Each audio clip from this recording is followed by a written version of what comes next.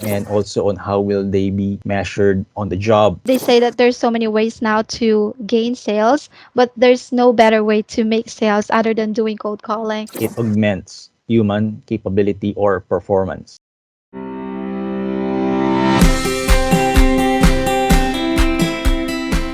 Before we proceed to the main point of this conversation, which is about the transformation of the remote sales industry, I want to know how you get started and how long have you been in the industry and how was your experience? Okay, sure. Actually, my first experience in sales was face to face when I was a financial advisor at Sun Life of Canada, Philippines.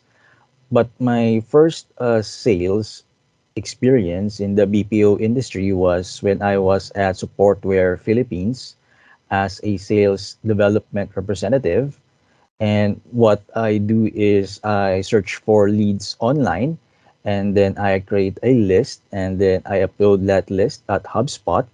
And then I first do an email outreach and then I follow it up with an outbound call. Then after that, I was hired at Wilzy as an inbound sales representative. So I receive inbound calls from individual car owners who are interested to sell their vehicles to us.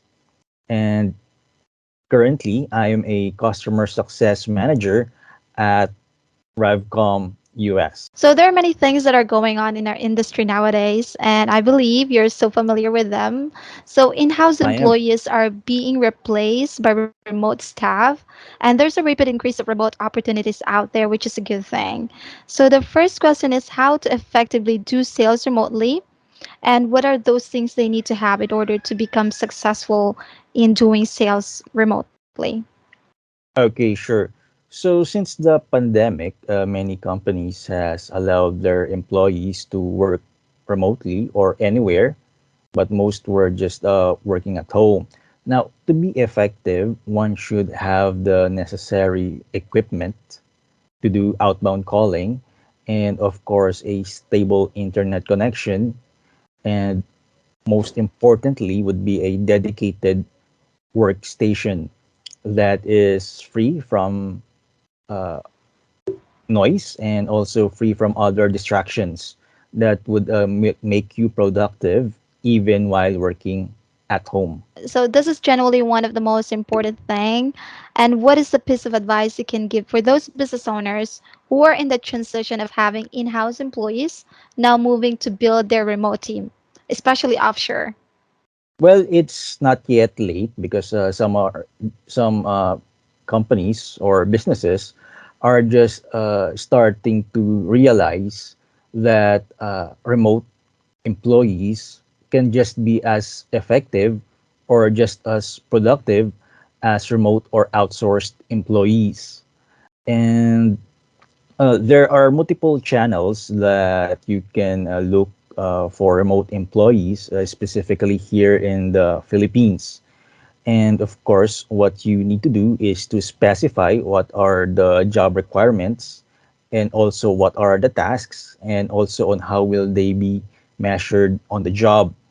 And of course, you should businesses when you are considering to hire remote employees, the training program should be well thought of because it will depend or that will depend on how your remote employees will perform. I totally agree with that. It's essential part to It consider is. mm, in selecting your remote team. It is because some of the businesses will worry about what CRM to use and also where to get their leads. But before that, they should also consider on how to train and also hire their remote employees first. So you have the access to current technology and making the sales process more efficient. So give us your thought on the way you perceive sales in probably years to come. I mean, how sales is going to be like in the future in general. Well, with all the automation that is happening, most Mm-hmm. businesses think that cold calling is dead when increasing your sales numbers. But I certainly disagree because sales reps are now more empowered than ever when making cold calls to prospects or potential clients. Now, especially that Mitel by Revcom utilizes AI-driven data to make every sales rep the best sales rep there is. They can listen to their own phone calls and know what needs to be improved for them to get more deals. And by listening to their own phone calls, they will get actionable insights that will help them to speak better and to interact better with prospects. And it will eventually help them to improve on their own. And also, they can listen to the calls of their colleagues, and they can compare what are they doing differently from maybe the top performer or the top sales Mm-mm. rep in the team as compared to what they are doing wrong. So yeah, first, cold calling is definitely not dead, even with all the automation that is happening right now. And second, there will always be the cold email for you Mm. to get more deals and also to transact with potential clients. Yeah, But the for one. yeah, Mm. but for me, I believe in the omni-channel approach, meaning cold calling and also cold emails as well. You know what? I totally hear a lot from people that cold calling is dead, but the truth is it's thriving It in our is. industry. They say that there's so many ways now to gain sales, but there's no better way to make sales other than doing cold calling and introducing your brand to these people, integrating all the social media platforms so that you can make a lot of sales. I totally agree because most businesses think that they will advertise on social media and then do post boosting, and then also maybe do uh, Google Ads, and then they will wait for inbound leads on which they can close. They are less considering cold calling and also cold email, onto which I certainly disagree because, again, you can still close more deals through outbound calling and also cold emails. And again, as I mentioned, with the help with today's technology, you can close more deals with the help of AI driven data, specifically with the help of Metel. So you asked me before if I'm familiar about ChatGPT, and this is the only hype I found worth it. So this made me really think that AI has really this potential to replace human, and it's happening. So do you believe that AI will replace human in doing sales? When we think of AI, the question always arises if is AI going to replace humans? Well, maybe in 50 years from now, there will be jobs that will be replaced by AI. But right now, what AI is doing for us is it augments human capability or performance. At the same time, sales always require human touch, human emotion. So when it feels like it's robotic, I don't think it's really gonna make a sales because people buy with their emotions. It does, because for me, there are two options that most buyers will choose when making a purchase. One would be a self-service process, and Mm-mm, second is with the help of human interaction.